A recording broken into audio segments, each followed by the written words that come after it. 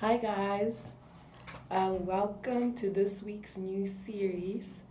My voice is a bit funny because I haven't been feeling well, but hopefully, you can hear me properly.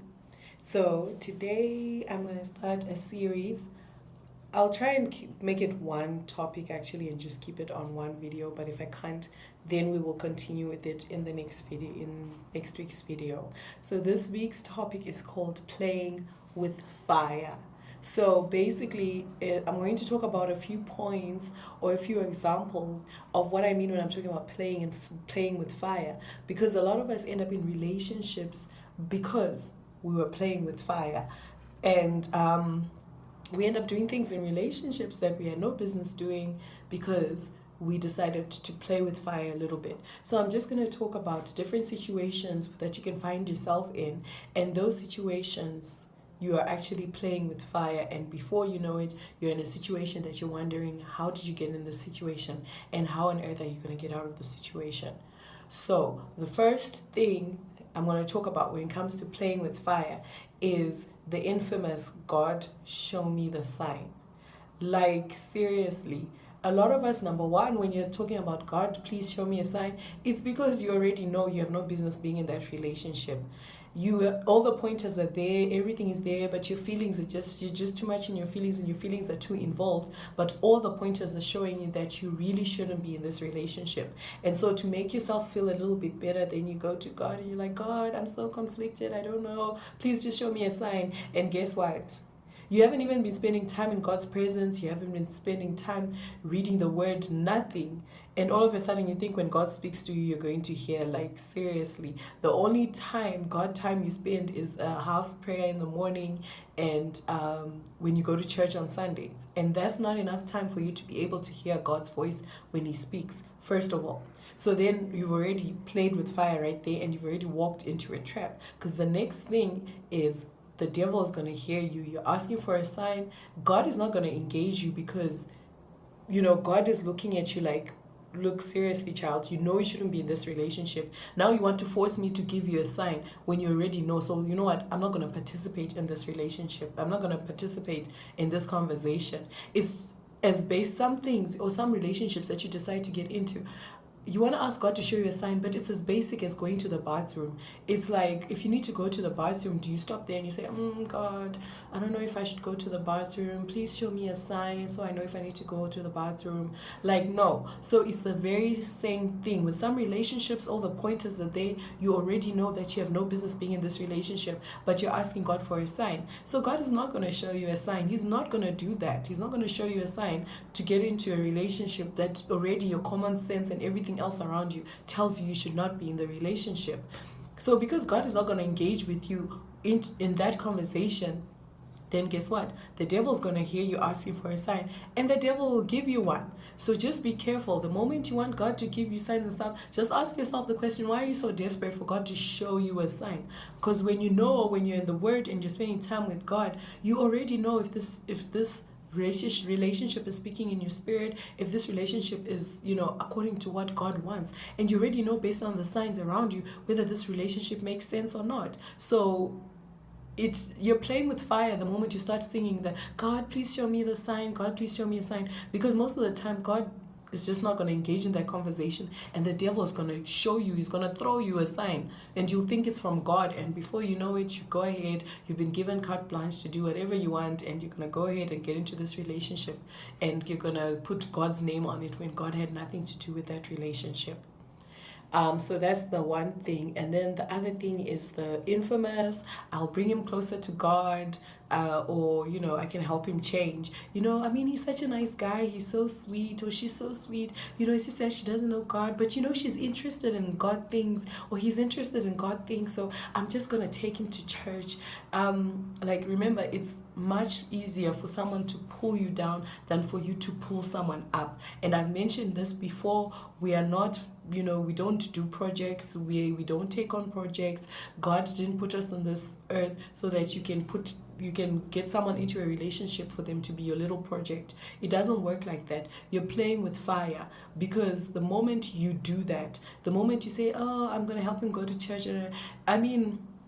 God doesn't give you a project. God doesn't give you a half thing, because that person is most likely going to pull you into their world more than you're going to pull them into yours.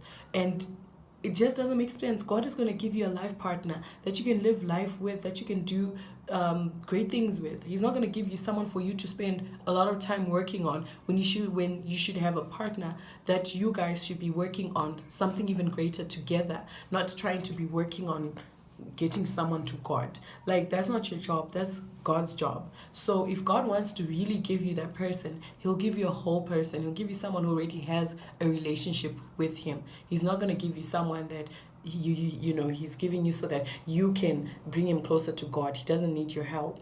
So that's playing with fire number 2. So the other thing about playing with fire is the infamous, oh, but we love each other. Like, people act like just because you love each other, everything's gonna be all right. And in your defense, it's mostly not your fault. It's the movies. I completely blame the movies, because they make us believe that as long as we love each other, then everything is okay. But no, it's not okay. It's not okay for you to be dating a married man. It's not okay for you to be dating someone who's in a relationship. It's not okay for you to be dating someone who's abusive towards you. It's not okay. Regardless of whether they love you or you love them, or you guys feel the love, respect yourself, have some moral ground, have some moral values, and God is not going to bring you someone in your life that is going to cause you to go against what is Christian. God is just not going to do that. And the moment that you find yourself in a relationship, it doesn't matter. Love is just feelings. They're just feelings that come from the heart. This is just feelings that you feel. It's not a justification for you to behave in some type of way. It's not a justification for you to continue in a relationship that is morally wrong, in a relationship that you should not be in. The movies make us believe like love conquers all. As long as there's love is so hard to find. No, just because there's love, it doesn't make whatever's happening in that situation okay. God would never give you a person to love and fall in love with that will cause you to be in an awkward situation, or in a situation that makes you uncomfortable, or in a situation that doesn't represent who God is. When God gives you someone to be in a relationship with, or someone to be married to, he's going to bless you with someone that glorifies who God is. So if you find yourself being in a relationship that doesn't show and glorify who God is, then I promise you that is not the relationship God wants you to be in.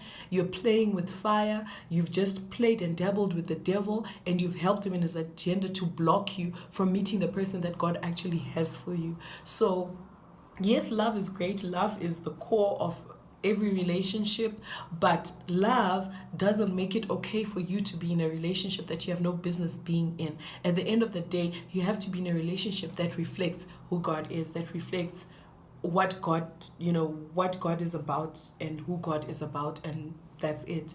And then the last one, I actually think I'm going to finish all the points. So the last one is the infamous, I'll change him. He can change. Even if he's Christian, but maybe there's things about him that are not, up to par. He's a bum. He doesn't like to work. He likes to moosh off of you, or she likes to moosh off of you. And you're like, no, I'm sure after we have a baby, he's going to change. He doesn't want to commit into your relationship. And you're like, no, I'm sure if I just get pregnant and we have a baby, he's going to change. No, you're playing with fire, Yeah, no, I mean, she's, she's a bit insecure and stuff. She tracks me here and there. But once I put a ring on it, I'm sure she'll be very secure. She'll be fine and we'll be happy. No, you're playing with fire. Don't fall into that trap, guys. So those are just the little points that I put in there. It's stuff that I'm sure I've talked about before, but I just wanted to highlight them so that when you now are faced with a relationship or a situation to get into a relationship, you remember playing with fire, and you remember that each of these little points are points that remind you that now you're starting to play with fire, and this is not going to end well. So that's all I have to share for today. Next week we'll have a brand new topic.